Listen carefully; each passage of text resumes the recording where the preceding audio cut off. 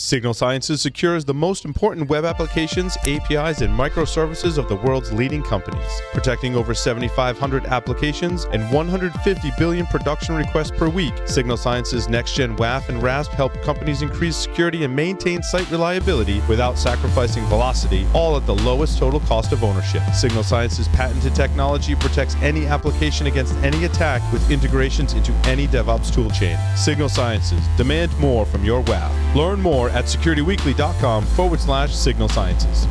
As the world of software-driven everything becomes a reality and development cycles speed up, sales teams are taking a new approach to application security, one that enables security teams to scale by empowering developers to integrate security into their development workflows and toolsets, all while giving security teams the visibility and control they need. Snyk helps software-driven businesses develop fast and stay secure with a developer-first solution that seamlessly and proactively finds and fixes vulnerabilities in open-source libraries and containers. Learn more and see the solution for yourself at securityweekly.com/Snyk. Make sure your team is prepared to fight off the latest cybersecurity threat. IT Pro TV is the resource to keep you and your IT team skills up to date. You can stream IT Pro TV courses live and on demand, so there's no need to send staff to off-site training. Team subscriptions include Pro Portal, so managers have full control over your team's training schedule. Go to itpro.tv/ASW and use the code ASW30 to try it free for 7 days and receive 30% off your monthly membership. Welcome back to Application Security Weekly. I'm your host, Mike Shima, joined by John Kinsella. Attend RSA Conference 2020, February 24th through 28th in San Francisco, California. Visit securityweekly.com/RSAC 2020 to sponsor an interview with us on site at the conference or register using our code to save $150. Well, John, we've got quite a bevy of bugs today. And I wanted to start off with one about WhatsApp, because I think it ties into a couple themes we've talked about here.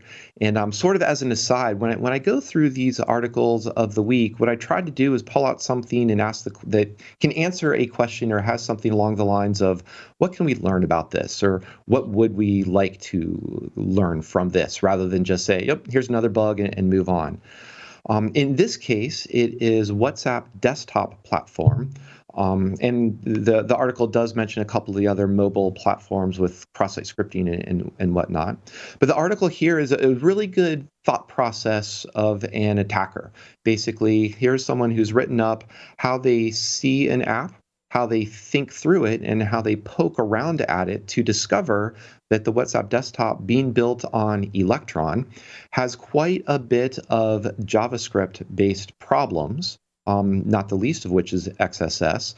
But also what was interesting, pointing out that it was running on Chrome 69, which at the time was pretty ancient in terms of browser version histories, and also discovered at the time open to at least 5 known RCEs within that version. So one of the things I was calling out there is just that idea of, we do have Electron apps that can be that cross-platform, write once, run anywhere, that Java promised decades ago. But you also have write once, have vulns everywhere in certain types of these apps, especially when they are so JavaScript heavy. Yeah, and I thought they did. As I was thinking as I was reading through this one. And sort of like what you were just saying there, Mike, when we talk about things on here, I'm either looking for, does this make sense? How can a security practitioner or a DevOps person learn from this versus how would someone on more the application side, a developer, something like that? Those are sort of the two ways I try to focus these conversations. And I thought what was interesting about this one was his write-up has this very colloquial feel, right? It really is, hey, I found this one thing on a weekend I thought was sort of fun, to screw up my friends. And I didn't think about it for a while. And then I went poking at it again. And he started talks through, how do you do that?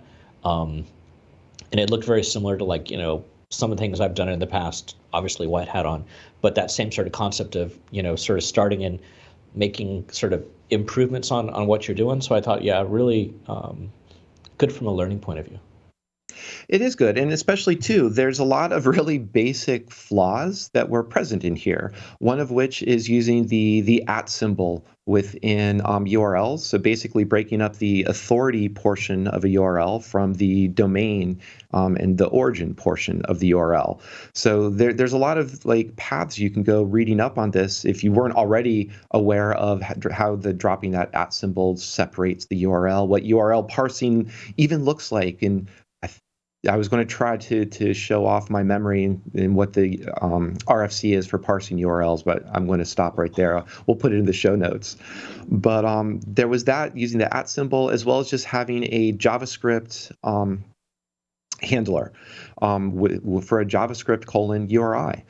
So again, just some basic flaws that were found and using some basic techniques. But as you pointed out, a really fun way that it was presented. And it's one of those things that can be just a great learning resource to see how do people think about this? How do pen testers look at applications and then pull them apart for either what might be small griefing, so to speak, types of vulns versus to cross-site scripting to even potentially an RCE. Although unfortunately, in this case, the researcher didn't have the time to go in and demonstrate an RCE against this. But that potential is there, one believes, based on just the Chrome version numbers. Yeah, and then one more on that also. I think it's a good example for people who are trying to figure out how to do write-ups. And it could just be, I'm constantly on people around here, like just throw something into a wiki.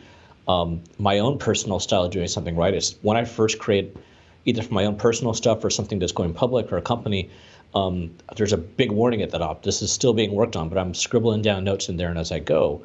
And then depending on which audience that's going for, is it going to be a PowerPoint for a keynote? Is it going to be, something on GitHub? Is it something just internal? How I craft that wording will change, but I think this is a good example for some people who might be getting started of like, it doesn't have to have this very scientific or white paper feel. It can just be, hey, as I was screwing around on a Saturday over a beer, this is stuff I found, and that's super helpful for your coworkers.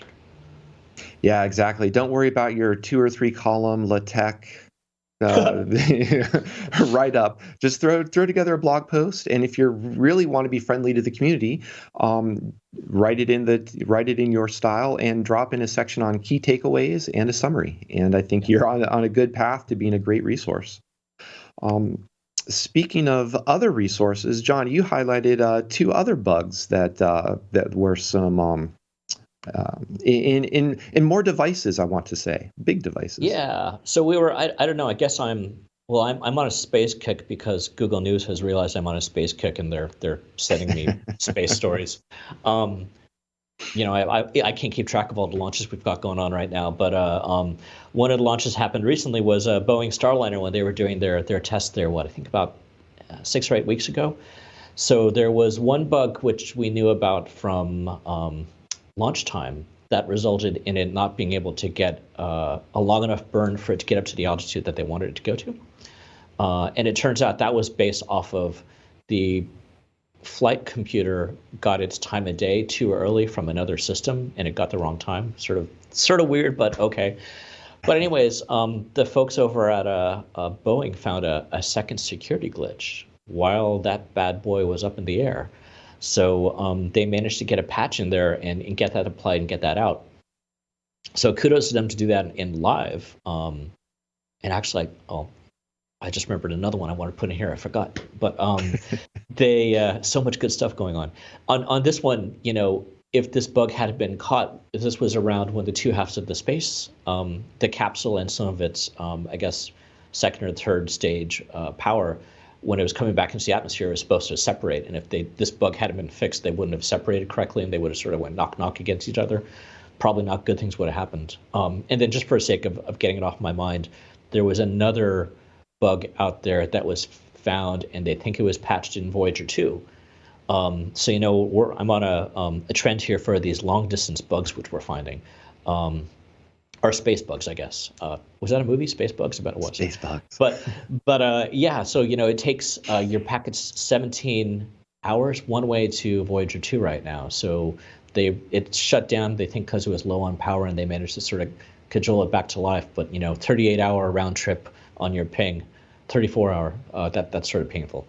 And then the second one here, Mike, was near and dear to your heart, so I had to put it in because there's a command injection vulnerability in a lock management system for organizations. They mentioned either businesses or hospitals are using this.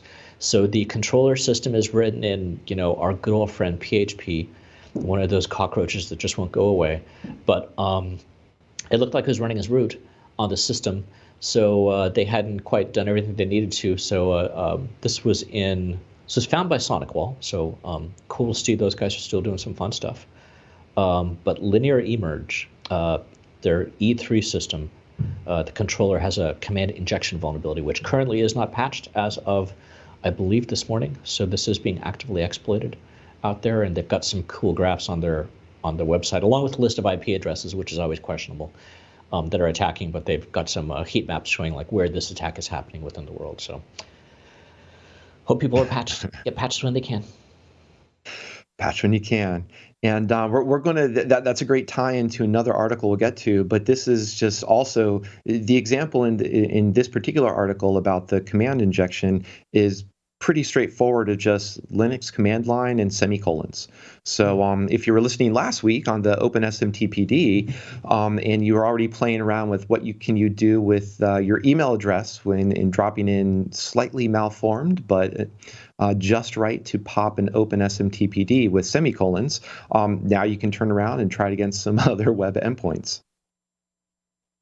And if you do that, whether you find this on doors or space rockets or space bugs, perhaps there is going to be a bug bounty program for you.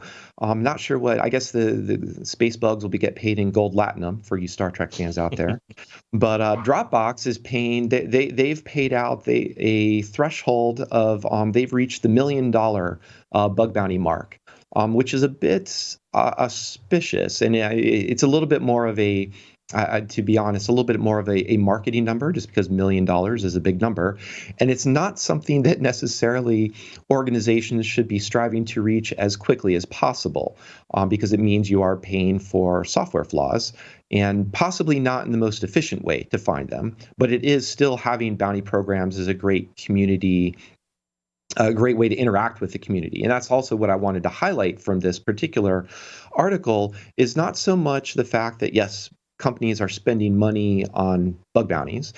But if you look at what Dropbox has described, they're actually pretty, they put all their cards on the table to say, here are some pretty consequential bugs that just so happen to exist in our software. So it's nice to see that building transparency and to see a company that has a budget to spend over a couple of years $1 million on bug bounties will talk about it. So that hopefully will bring a point of reference, bring some constructive feedback to other companies in this area, as well as smaller companies to be able to see, look, wow, we don't have the same budget, the same amount of people, the same maturity within our security org. And look what the problems they're still running into. And that's not supposed to be a pessimistic something for them to look forward to, but to be optimistic to say there are ways to still build up the program.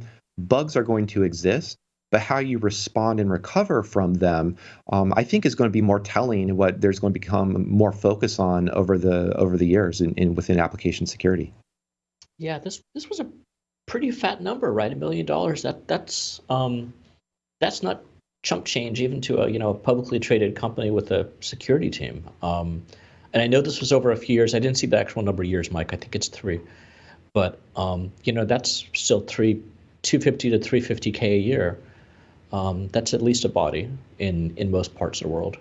No, absolutely. So that's sort of interesting. And then what I thought was interesting about this, briefly, the transparency. Yeah, it was quite refreshing. I mean, I started reading through the blog post, and after I see the number 4, I'm like, wait, are they actually doing a top 5 of their own vulnerabilities? They are.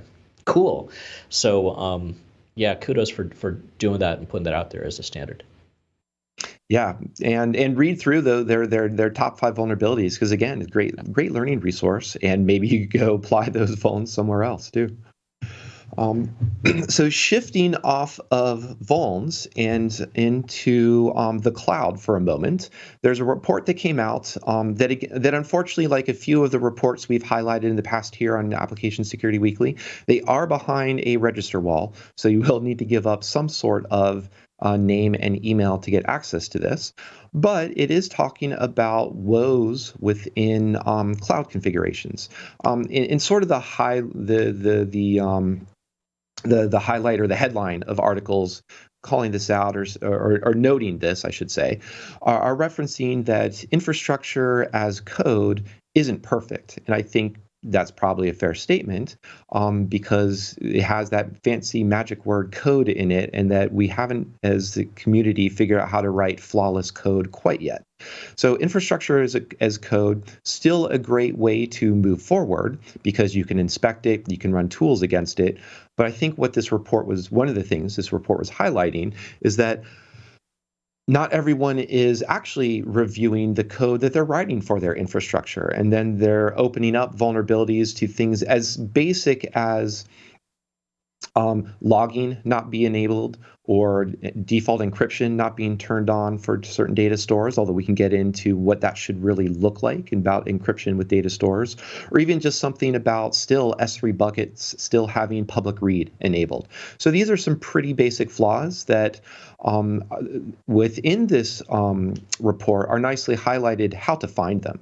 So it's not just saying that infrastructure as code has problems and you need to go hire people and consultants to go fix them. You can actually go and inspect that code automatically, find these anti-patterns or this parts of this code that doesn't pass sniff test, and fix it.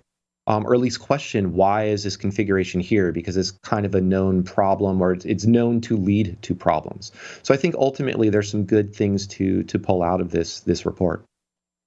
Yeah, I thought it was. I didn't. This is one I want to go back and dig into deeper, because it didn't feel like lies, damn lies, and statistics. But at the same time, the number, just the overall, the top numbers, the headline was so, at least to me, seemed lopsided. And I thought it was higher actually. When CloudFormation 42%, and that seems sort of shocking. That not so much that there's something wrong with CloudFormation, but just that, I mean, that's not and maybe that's a problem. It's not a simple language to pick up. But I've probably used most of those, I think. But still, I thought that was sort of a little offsetting, that just one would be that much larger than the other. So I'd love to dig a little bit deeper into why. It would be interesting to dig into that. And I know, and there's another reason I did. Matt's not here, but Matt, the report does say 26% of Kubernetes insecure configurations run as root or with privileged accounts. So there you go. If you'd been listening to Matt this whole time, everyone, you could have, that we could have gotten rid of that 26%. But I think to some of your curiosity around the numbers in digging into this a bit more, John, I share that too, because it also calls out the prevalence of continued presence of TLS v1, which is kind of curious because most modern browsers don't need TLS v1, and we're trying to push on the march to TLS v3, in fact. So one of the things I'm curious about are organizations just not turning off TLS v1 out of inertia just because they haven't in the past?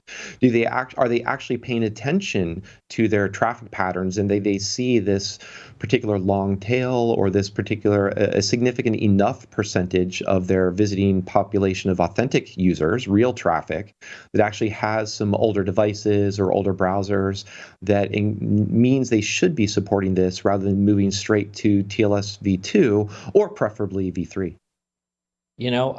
I bet there's something even a little deeper going on there, in that I bet this is a sign that people are disabling TLS in some of those clients, period.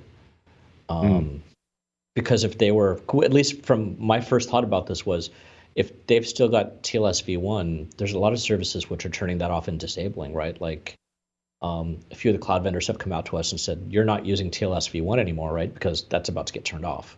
So if people are still using it, either it's code that's not being used, or they're just they're doing some sort of equivalent of dash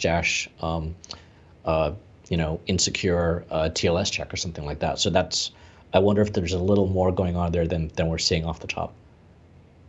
Yeah, that's a really good point, and especially if it's more on that legacy angle. Um, my fingers are crossed and hoping that the moving to cloud, having like the discussion we had with Sean, being able to patch and don't version pin, just always get the latest with your stripped down Docker image or whatever container you're using, that can also move us off of having to support just out of inertia or forgetting that we're still supporting these old versions of TLS. Yeah. But I will take us now back to this is where we're going to tie a couple of things together. One, of course, thank you, John, for pointing out that command injection from the bugs discussion. And in the past, too, I've lightly touched on the concept that we don't emphasize. There's a couple of things that we haven't emphasized enough that we will over the next couple of weeks and months, is also what happens when you have do you have a product security incident response team? And the reason I bring that up is that's one of the 12 practices that Microsoft has described as part of its the Microsoft SDL, the Security Development Lifecycle. And that also ties us to another good anime reference, Ghost in the Shell and web shells. So this is an article from Microsoft talking about different types of web shells that they have encountered and what those look like both in obfuscation techniques as well as injection techniques and how these particular shells are exploited. So again, presenting this in the spirit of being familiar with how applications are actively attacked. We saw earlier by researchers looking into WhatsApp, and this is the other side of the spectrum by malicious actors trying to get as many systems as they can, for example. Yeah, this is it's an interesting read, like pretty much everything we see from Microsoft nowadays, or a lot of things. I'm sure there's lots of examples the other way, but the first thought I have as I browse through this, a really cool list of web shells out there to look for, but so I haven't been doing operational security for a few years, or it's been a few years since I had to respond to a box, let's put it that way. Mm-hmm. But the last few times I did, those web shells were usually obfuscated. So I'm a little surprised that the sample they have in here is very plain text. So maybe they're doing that to make it a little bit easier for people to read. But usually when you see that PHP shell with a bunch of junk in it, that's when you've got a problem, not when you see some code, at least from my experience. No, very true.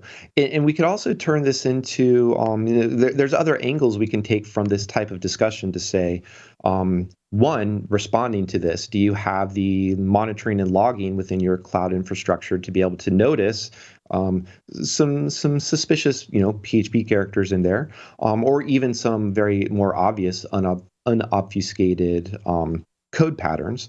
But then there's also aspects too about what does your egress filtering look like? What does your container design look like to restrict what a shell perhaps can do?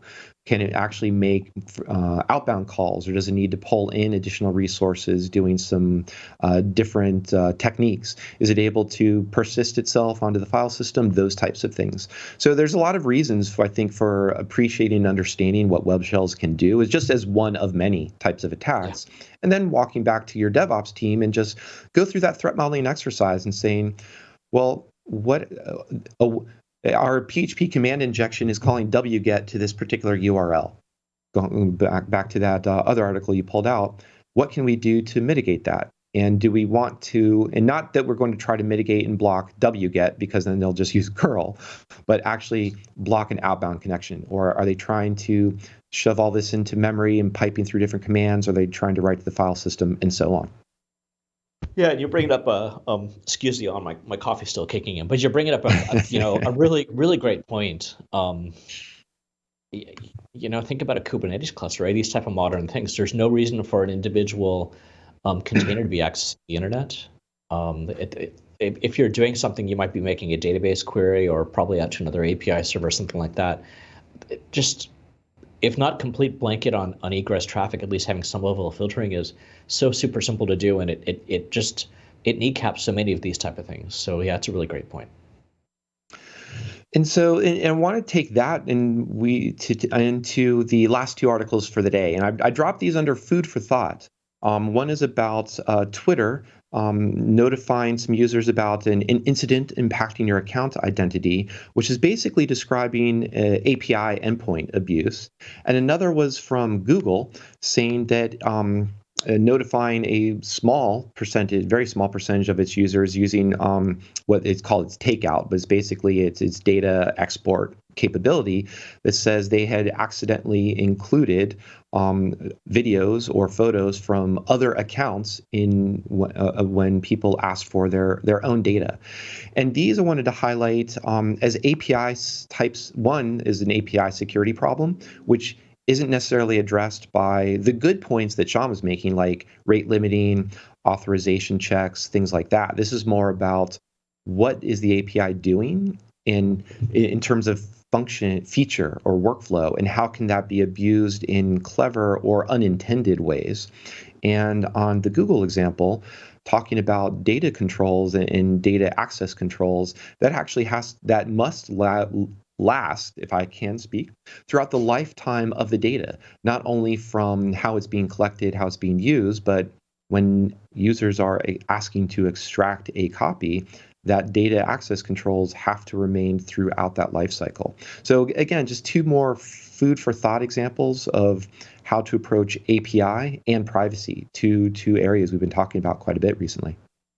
Yeah, and the API one's sort of interesting because I embraced probably about, I don't know, 4 or 5 years ago. I really embraced this idea of API first when you're working on a new product. You create the API, then you do everything else around it.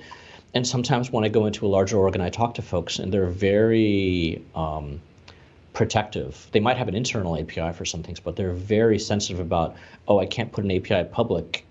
And I'm like, why? Because people would use it. And it's been, a little, leave the snark out, but it's been a little sort of confusing to me at times.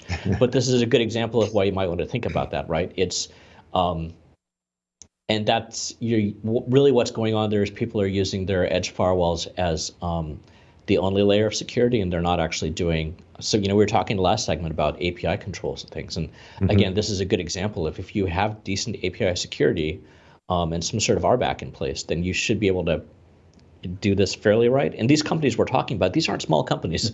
So it's not like this is as hand wavy easy as it is as I'm making it sound here, but it definitely, as you expose something out there, especially as you're working with larger data set, you really have to think through, what does that look like? How are we storing the data? How are we, allowing access to it? All those things need to be thought through in the design.